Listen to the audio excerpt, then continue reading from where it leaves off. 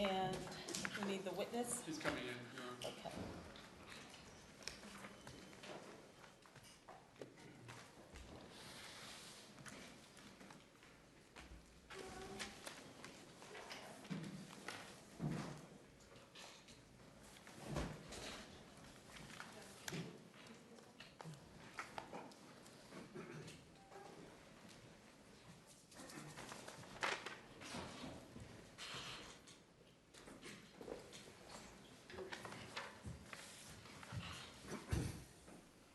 Thank you.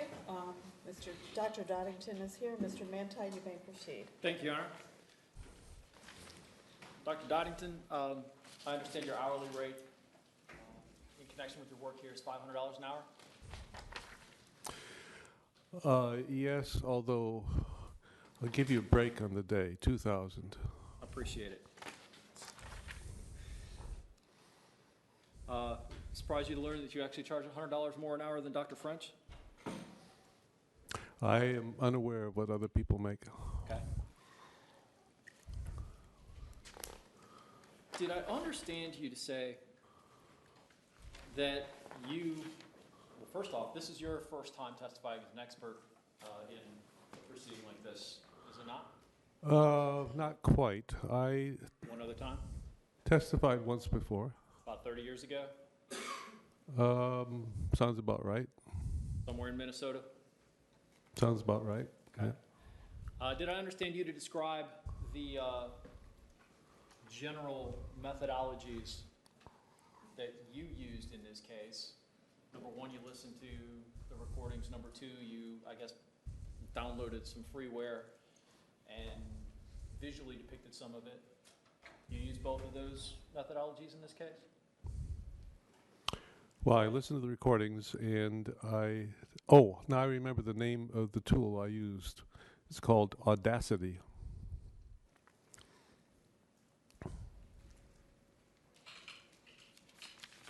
Back when you testified 30 years ago, your opinion was, and I think you said this to Mr. O'Mara, lay listeners actually, people who listen to the tape recordings have the best chance of identifying the speaker's voice.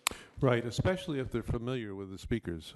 And that's actually even your opinion still today, that those are the folks who have the best choice, or at least that's what you told me a week ago, right? Well, I might hedge that bet a little bit, except for lay listeners that are familiar with the speakers. I think they still are going to be doing the best. But some of the experiments that we've been doing in the hazard trials that I mentioned, the best biometric systems seem to outperform the hazard systems.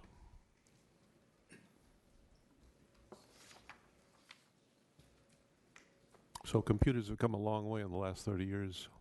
And the best, though, are actually people who are familiar with the speaker's voice. I would, that's, I guess, speculative on my part, because unfortunately, despite my efforts, by the way, there's one effort I'm I haven't mentioned this to anyone, but the truth is, I'm trying to get some familiar listeners, I was trying to get some familiar listeners to do some legitimate experiments in conjunction with past hazard trials, and that may actually succeed in the next year. Trying to get it, as you know, funding is always an issue, but I'm trying to get something going to calibrate the ability of familiar listeners in the context of the NIST hazard trials. So we shall see. Stand by.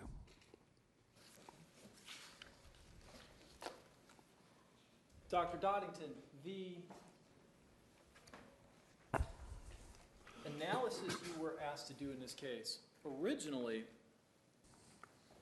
you actually indicated that you were not, for starters, let me go back to your distinction between the forensic communities that folks that you referenced earlier belong to, and distinguish that. I think you made very clear you're kind of in a different community the engineering-based or more hard science-based focus that you look at, Yes? as opposed to those forensic folks that you said you even had to specially invite, right? Yes? Okay.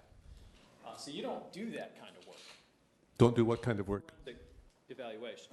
That's correct. Okay. And in fact, you haven't done any of that kind of work, analyzed any kind of forensic sample in years, if ever. Ever. Okay. Ever. You just don't do it. Right.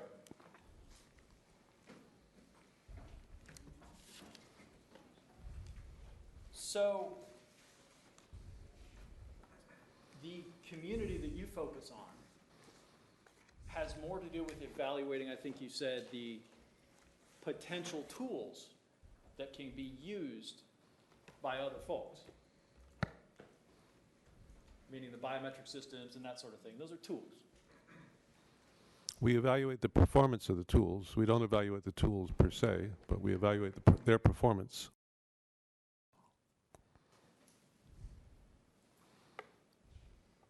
In fact, there are a variety of tools that people might bring to the party. The more tools, the better. That's the way we make progress. So, for example, you would say you might employ more than one biometric system. Is that what you mean by using more tools, or did you mean something No, else? I've meant to, in terms of making progress in the technology, what I meant was that what we'd like to do is to do what we don't know how to do, to use tools that we don't know anything about. So what we want is to mix it up. I understood you to say that you're aware that even folks in the community, I think you referenced an Australian doctor who you said disagrees, is in the same community as Dr. French, for example, but disagrees with him, I think you said heatedly or something like that. I think they don't. This is all hearsay on my part because, again, I'm not in the community. But I believe that that Jeff Morrison is more interested in harnessing this to probability models, and Dr. French is not that kind of person. This is not unusual then, from your experience. The scientists, even if they belong to the same community, don't agree. That's part of being a human. Okay. And that's also true even in the engineering type focus that you participate in. Certainly not everyone who does what you do agrees all the time. Well, unfortunately, there's a lot more agreement in my community. I'd like to see more disagreement. I love disagreements. Disagreement is good. That's the source of progress. So evaluating a perspective or evaluating something, you would like to have as many perspectives brought forward to bear on that as you can. Yeah, absolutely. It's important, even if those opinions dissent from one another, that everybody be heard. That's right. The proof of the pudding's in the eating, and that's what I do, the evaluation.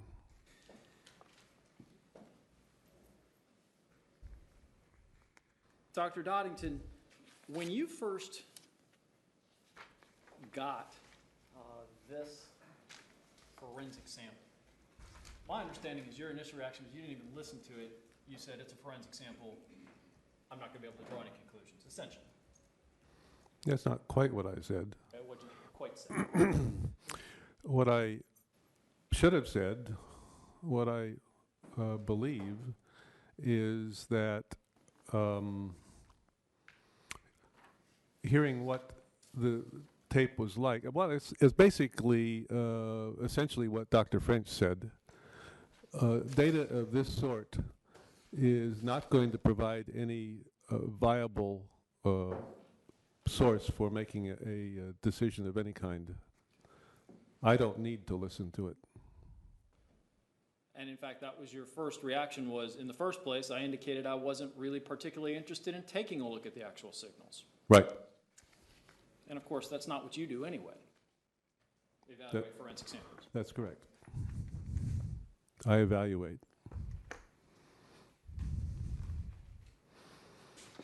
So you had that idea. And then you heard or read or discovered that other folks had evaluated it and come to certain conclusions. And so that's when you took it upon yourself to go ahead and at least listen to it, right? Right. Curiosity got the best of me. Okay.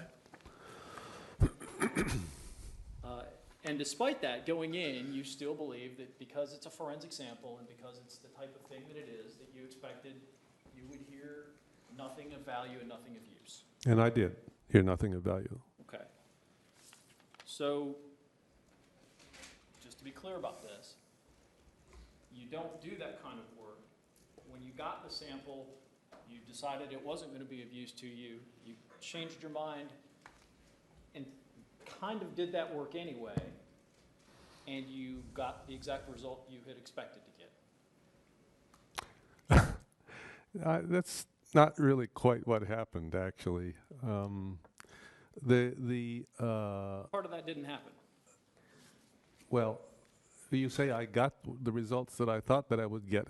There was no getting of results. What drew me, to tell you the truth, what drew me to listen to the tapes was the report from Dr. Reich, which sounded absurd, and turned out that that's what it was, absurd. And I'm left speculating on my own part about what goes into Dr. Reich's thinking.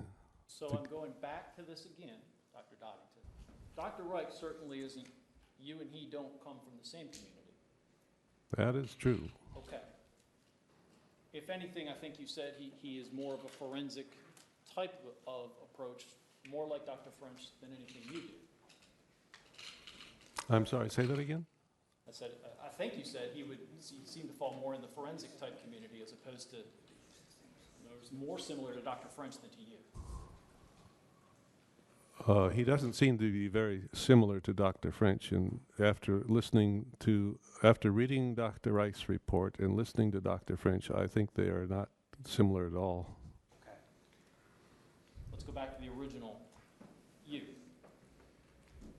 You don't do what he does, what Dr. French does either. That's correct. That is correct. And let me ask, before I get too far into this, the NIST invitations that you did when you invited members of the forensic community, did you invite Dr. French? I did not personally. Did anybody? I do not know what solicitations went out. I do know that Dr. Nakasone was solicited. And he said no. He said no, yes. And as far as you know, Dr. French wasn't a participant either. Because I think you said He was not a participant. Was invited. He must have also said no. That's correct. Okay. So does it disturb you that people get invited and say no? Or, I think you said Yes, sometimes it disturbs me greatly. Okay. Because they say they're too busy, but I know in my heart that they do not want to be exposed. You think Dr. Nakasone said no because he didn't want to be exposed? Well, I'm friends with Dr. Nakasone. I can't say that. I understand that. So you are friends with him? You're friends with him, you said? I try to be friends with everyone, Okay. even Dr. Wright. So back to the original evaluation. You said up front that you weren't even going to listen and didn't listen to the tapes at all until you heard that someone had made claims about what was on them. Which sounded specious, so I thought I would just listen. And so you did work with that assumption in mind that you don't normally do, in fact, you've never done, evaluate a forensic sample, right? That is correct. I've only testified in court one other time. But I asked you earlier, in court, out of court, you don't evaluate forensic samples. That's not what you do. That is correct. Okay. So this is something you've never done before.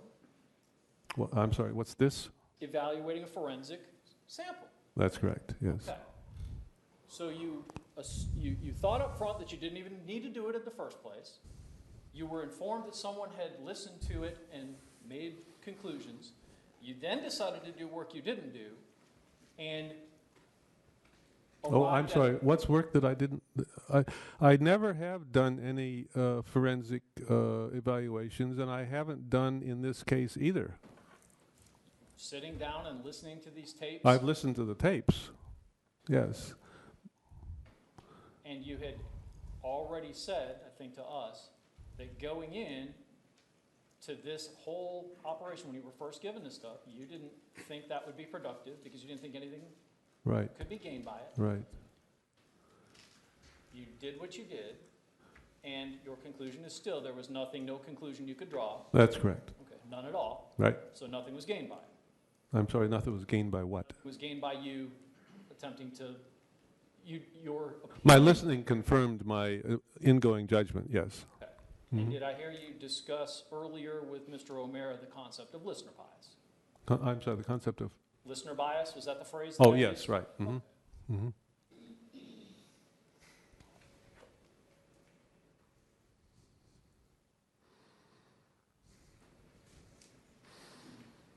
Dr. Dodington, would you tell me what is the best system that you have come across? Well, let me just say in general that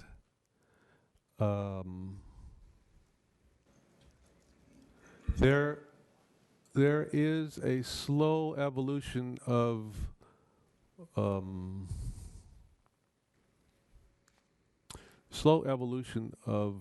understanding or of algorithms. I guess just say there's a slow evolution of algorithmic approaches in the community, and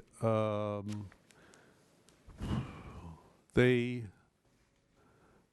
have progressed over the years. An earlier one is the GMM, Gaussian mixture modeling. I think that was referred to, and factor analysis, and the rage today is I-vectors, and there are reasons for this. The models that people are implementing that embody these concepts give better performance because they model the probability spaces better, or they create probability spaces that are more productive. If you want to talk about the best system, that's probably not a great thing to talk about because the leading systems all typically use the same general approach, and the systems that do the best are the systems where people tend to the details and the underlying issues the best. They direct their attention to those factors that are most important to model and tweeze out, and they do that better. But all of the systems, all of the leading systems are within an ace of each other. We like to make a big deal out of it because we like to get people excited, but the truth of the matter is that all of these systems are pretty damn good. I think I heard you say that essentially what we're engaged in, speaker identification, is about creating what you said were probability models. Yes. Okay. So given that it's a human endeavor, I think you said it is more performance-oriented than simply data-driven. Yeah. Well, okay. Are you ever going to have 100%? Nope. So you do the best you can and Yep. get the probability model the closest you can. Yes. And that is a generally accepted, I guess, fact even among your community as it relates to Especially among my community, yes. as it relates to this type of scientific endeavor. Yep. All right. And it is not uncommon that the probabilities ascribed by various individuals who undertake an evaluation of this type of sample would differ. Trying to understand your question exactly. I'll withdraw it then.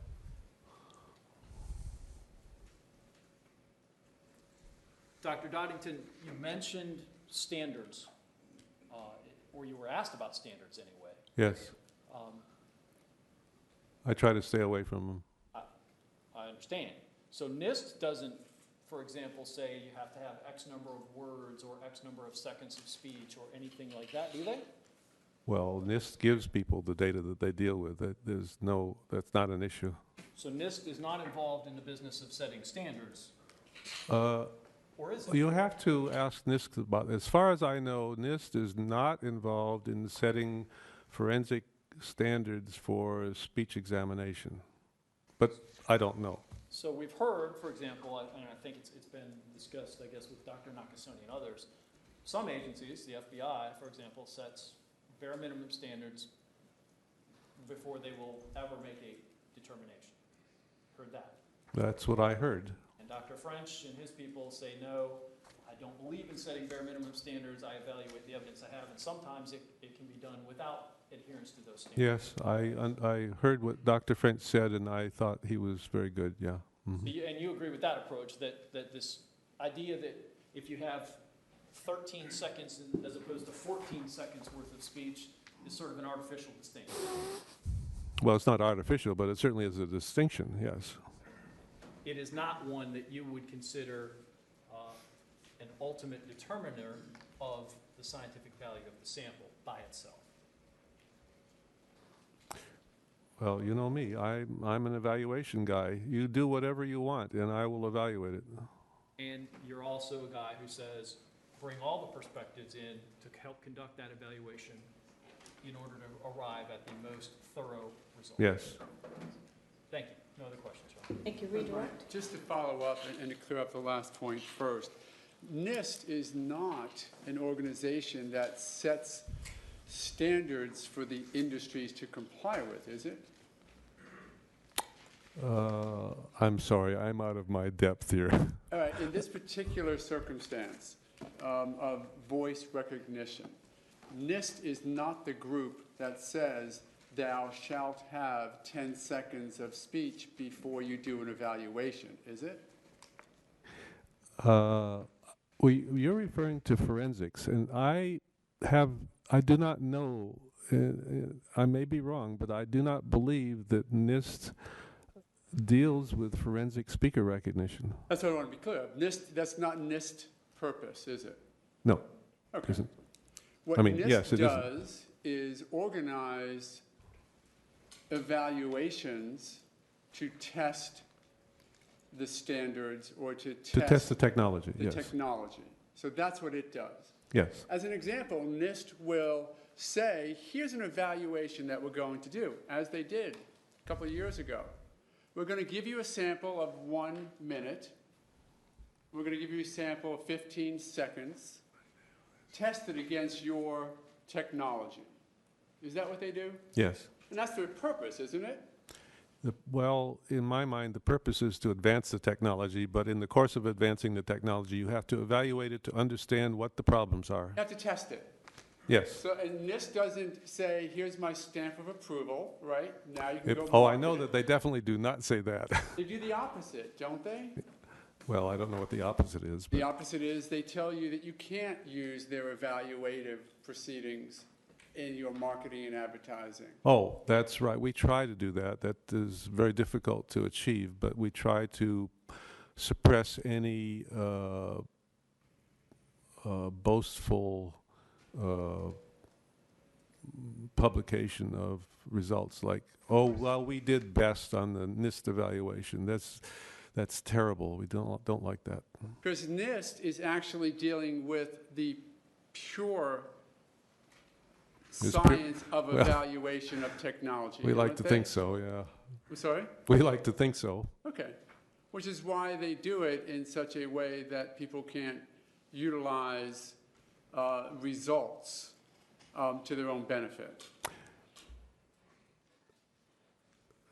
Right? Look, one of the situations here, again, it goes back to speech being a very plastic medium. It's a performance, it's a dance, and every corpus is different. Every task definition is different, and I know that the people at NIST do not want to put some stamp of approval on a system because you don't know what you're approving.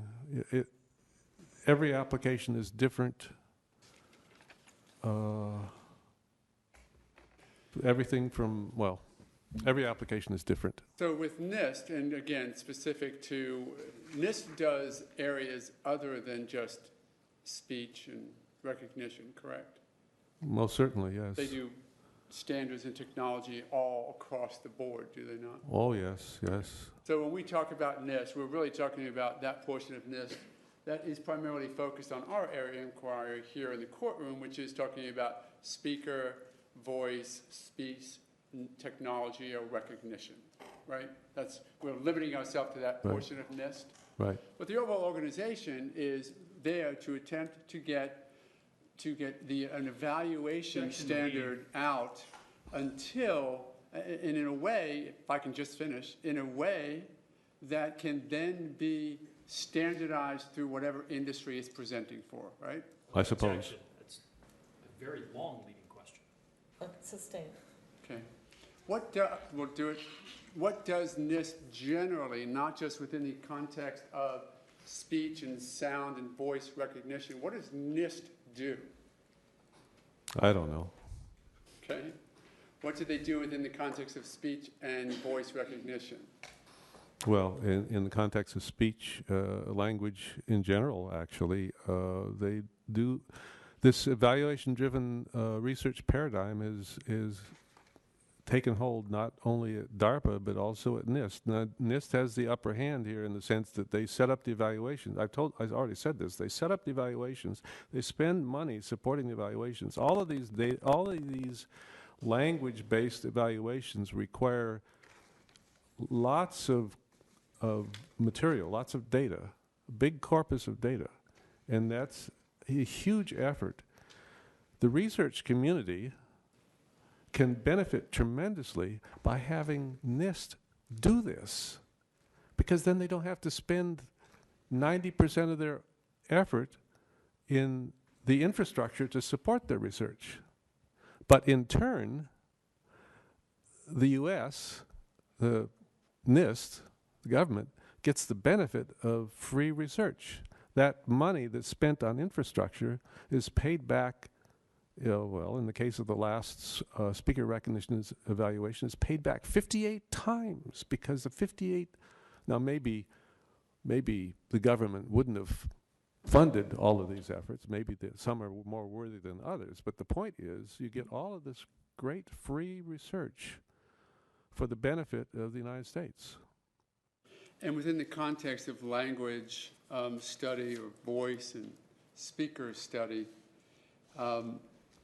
the community that deals with that area, the community that deals with language and speaker and voice recognition, is the forensic speaker and voice recognition community sort of a subset of the overall community?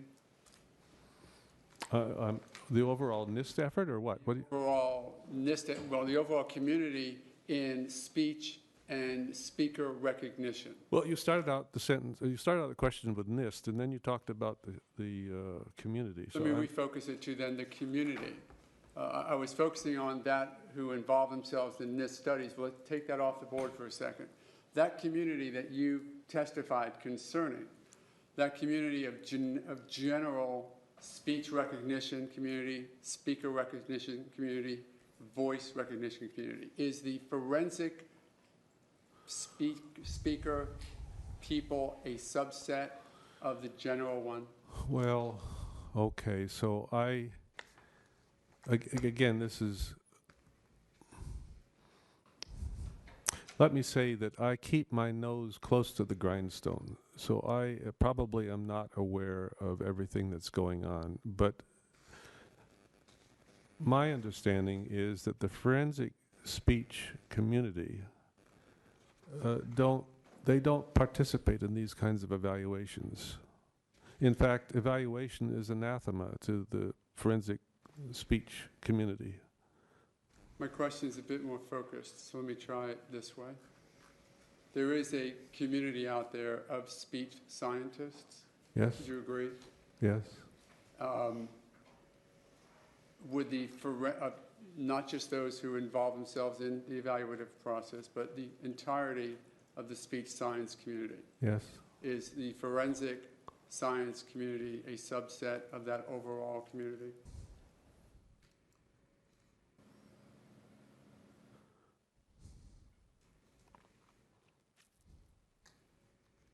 I'm not sure I should answer that question because I'm not sure I know the answer. Are you suggesting it this way as an alternative, that they have excised themselves from that general community?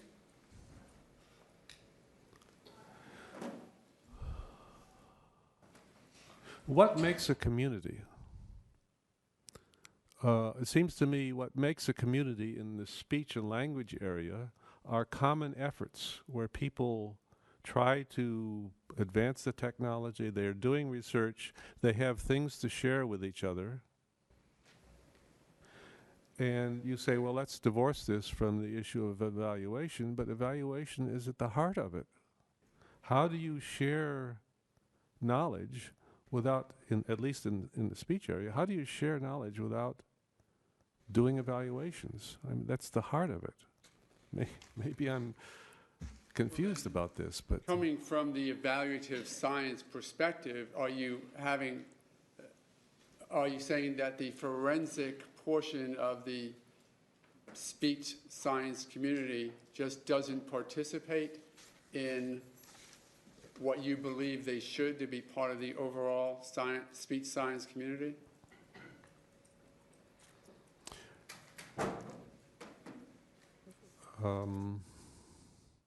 my view of the forensic speech science community is that shared evaluation, communal evaluations are anathema. You don't do that because it exposes you. The tools that you evaluate as part of your work through NIST, are those tools that are also used by the forensic community?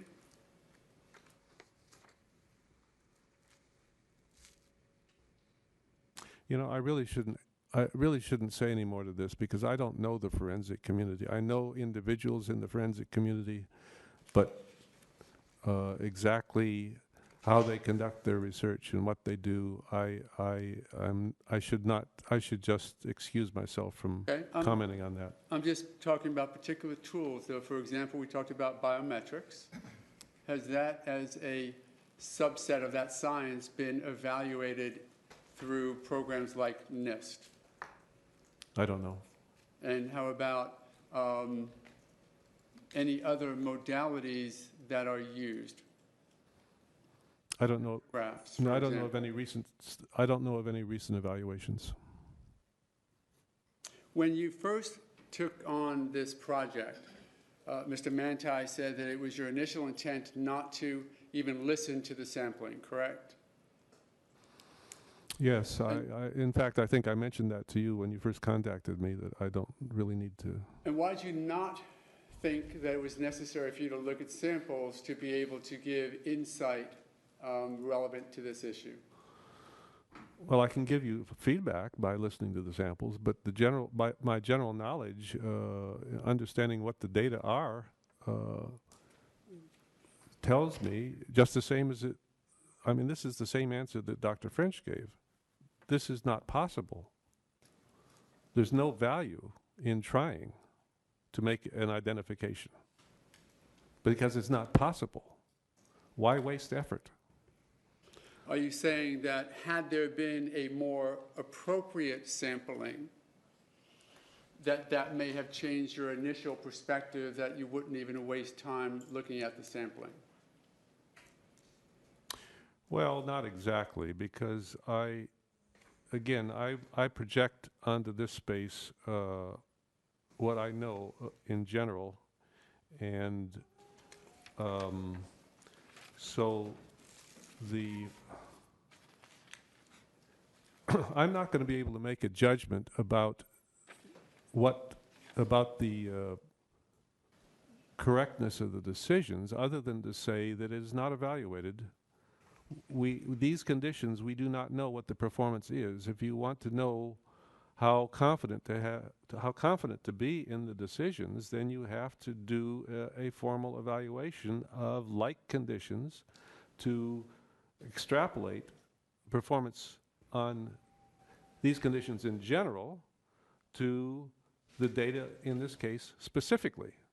You can't just say the performance is going to be something. So So even if there had been more data, I would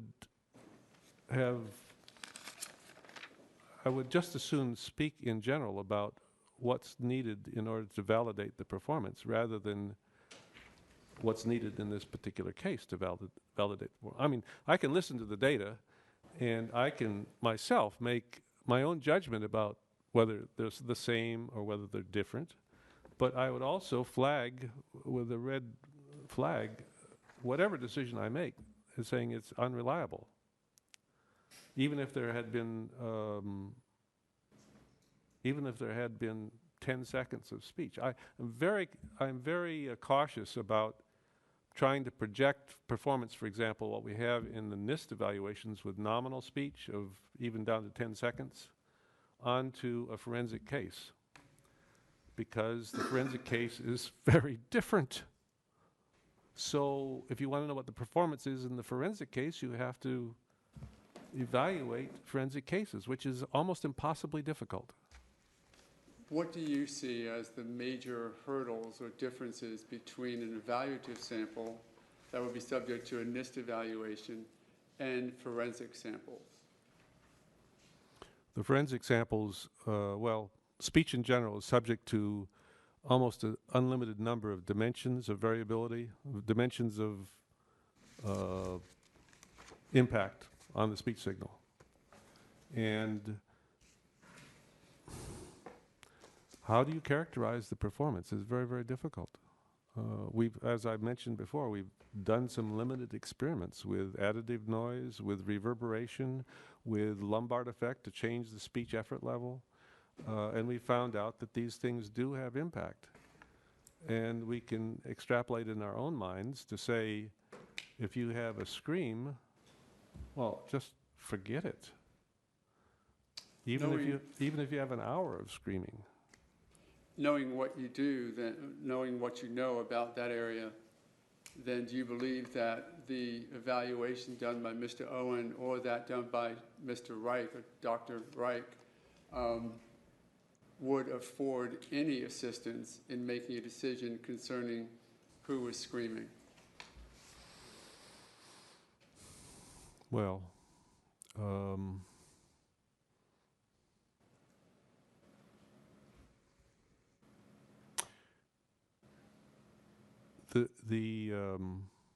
let me just say that there's no judgments or decisions.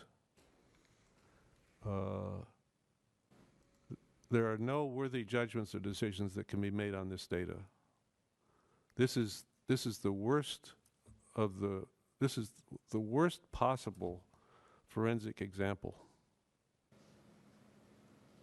Mr. French wouldn't touch it with a 10-foot pole.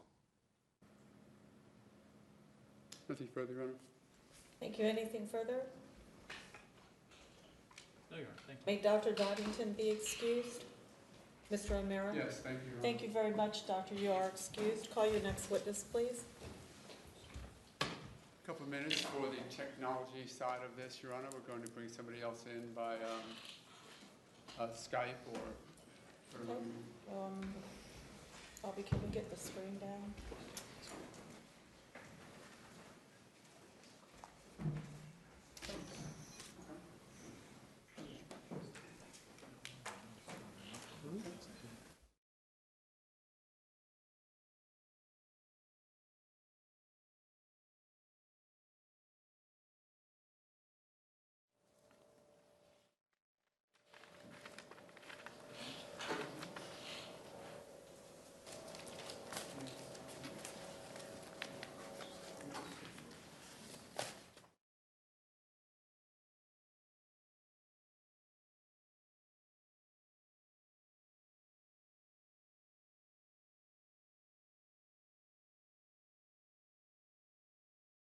For the next witness, he is in, I think, London, Rome, and we're setting that up. There are a couple of other matters we might be able to address rather than having pure downtime. I know that there's a motion in limine that we. I want to get involved in a hearing that may delay this witness when they're ready to be Oh, absolutely. heard. So motions in limine can be heard just prior to trial, after jury selection. So I know, but if we get involved in discussions about a particular motion and we have arguments from both sides, and that delays the appearance of this witness, I don't wanna risk that. So I'll sit here patiently and wait, and you can go ahead and get them online as soon as you can. I think we're just waiting for them to get to a location, so it's not gonna be a few minute delay, it's gonna be maybe 15 or 20 minutes.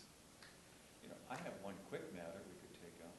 It's a part of what we did yesterday regarding the curfew.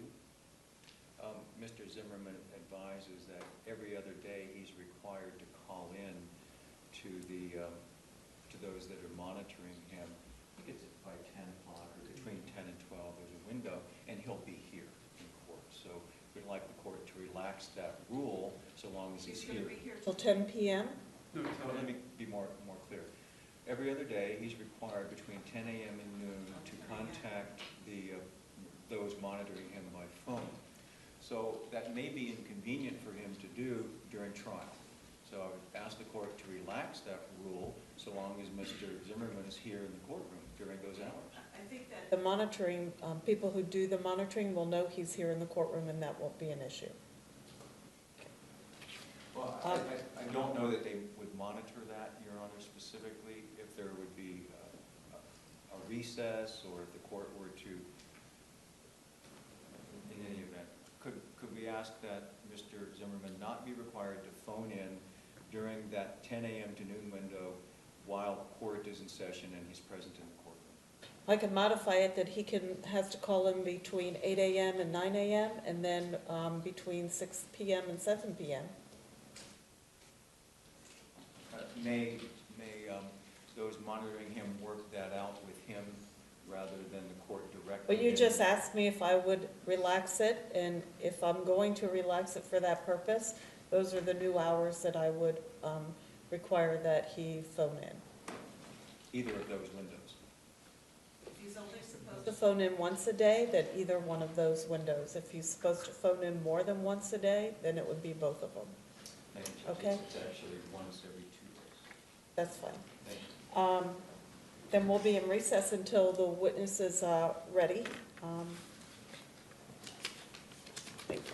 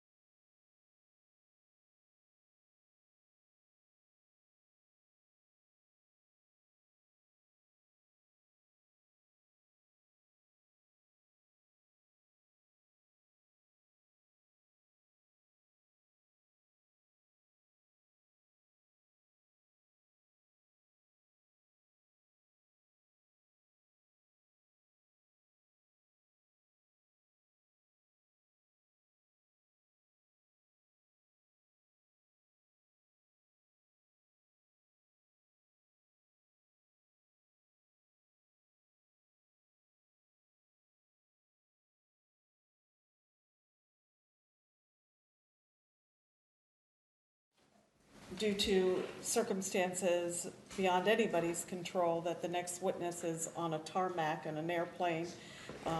Plane is delayed, and by the time he'll be able to be here to testify and do that, it would not be something that everybody wants to sit here and wait. So we're going to continue this hearing until hopefully when we have time next week. So court will be in recess until Monday morning at 9 a.m. Thank you for the time, Ron. Thank you.